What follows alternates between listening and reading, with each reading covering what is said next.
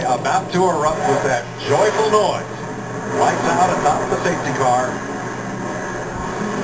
And the field heads up into the banking in turn 3. Pretty tense moment right here. This is getting this thing off.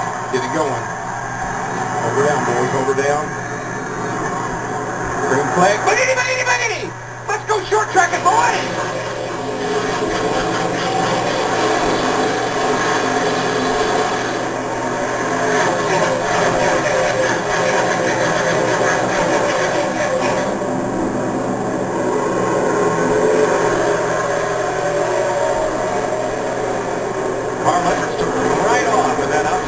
Went with them. Man, I tell you, when they dropped the green flag, Carl was ready to boogie, I can tell you that.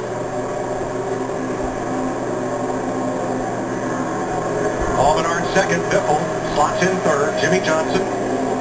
The battle is Truex on the outside of Regan Smith, right behind Johnson. That's for 5th place. Martin Truex Jr. in that 56 car, he was one of the fastest drivers in both of the practice, most consistent yesterday.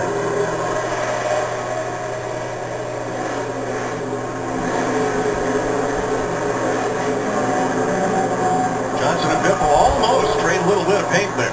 But it almost at Bristol, that hardly counts. Oh no, you're going to push up, bump, grind a little bit, but that's okay. You heard Tony Stewart say, you got to let that go. Jimmy Johnson at third. Biffle fourth. Here comes Truex on the outside. He cannot clear Regan Smith. There we're already seeing a bunch of different grooves that these drivers are able to run. At the bottom, in the middle, and at the top, depending on how your car is driving right now. Yeah, with this progressive banking, I mean, usually you had to hang the bottom. I mean, right down on the black asphalt there at the bottom. Now, I mean, it won't be unusual to see cars rubbing the wall here in the race as we get on into the race. Kyle Busch up to 8th from 12th, looking over the back bumper of David Reagan. You're riding with Kyle. And really, when you run up high like that, when you come off the corner, it's like getting shot out of a cannon. You got all that momentum, and you just fly down that little short straightaway.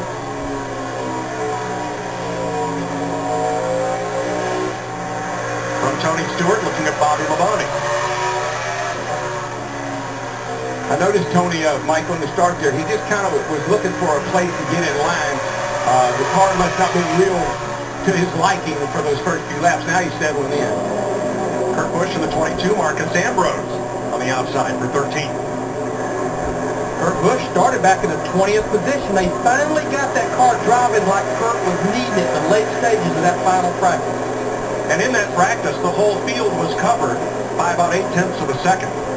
Hard for anybody to get away here.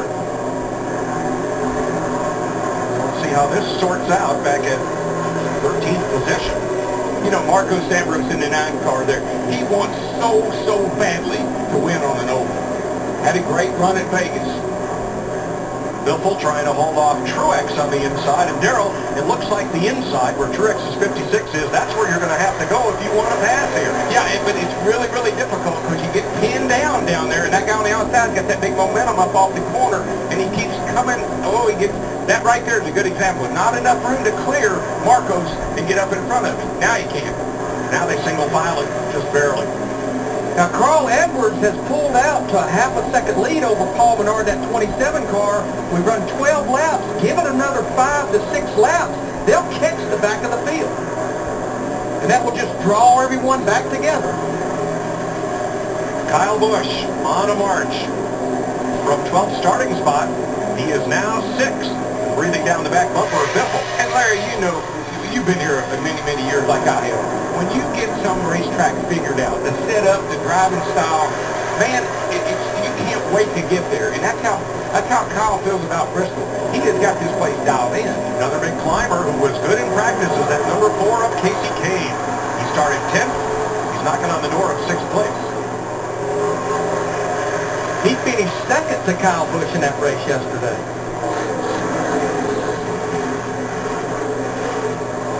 And I think running yesterday's race is a big advantage because of some of the changes that were made with the tires and everything. I think that was some good laps put down by these guys yesterday. Really helped them today. See Greg Biffle there in the 16 car trying to hold off Kyle Busch in the 18. We know how bad Greg Biffle wants a good run and a good finish because he's had a fast car. He's been fast all year and have had a lot of issues, including the fueling issues at Vegas 2 weeks ago. Paul Menard is on a march. Now, Edwards didn't let any grass grow underneath his number 99, but here comes Menard for the lead, and he takes it. First lead change of the day. I tell you, Menard was closing it really fast, and Carl knew it, and Carl basically said, I can't hold this dude up. He's a little quicker than I am. How about Paul Menard? I mean, driving for Richard Childress, he and Slugger Labby, they have put together an awesome race team, man. He is the highest in the standings of the 4 Richard Childress cars coming in here to Bristol. Talked to Richard Childress the other night about Paul Menard. Of course, he just joined Richard Childress this year as the 4th team. Brought the sponsorship with him. Richard told me, I tried to hire this boy about 4 years ago because we had a sponsor. We just needed a driver. Let's dip a little further back and find Jeff Gordon in 10th place. He started 7th. Everything okay there, Matt? Mike, the 5-time winner, is dropping spots. Moments ago, this was his conversation to his crew chief, Alan Jefferson. Big trouble here. Real loose in, real loose off. That's what we'll fix you up. And Gordon usually dominates Mike when his car's a little bit more on the tight side, so they've got some work to do. There's big concern here in the 24 pin. I just think we saw that yesterday, Larry, in practice. He went out, he didn't run very many laps. He complained about the car. I'm sure they worked on it overnight, but I don't think they got it right. And he's not very happy right now. Looking back from Trevor Bain, from Knoxville, the Daytona 500 winner, at Ryan Newman in the 39, and the Blue Deuce of Brad Keselowski. The battle for 21st that we're looking at right now. Second place, Jimmy Johnson. In the 48, moving past Carl Edwards, who slips to 3rd. Steve? Like the earlier report from Jimmy Johnson, he said the tires are too pumped up. The balance of this car is good, but I feel like I'm skipping a lot. If there's one explanation every driver has about concrete racetracks, my tires feel like basketballs. I hear that every time we go to a concrete track. Kyle Busch harassing Greg Biffle for 5th. Paul Menard leading for the first time in his career at Bristol.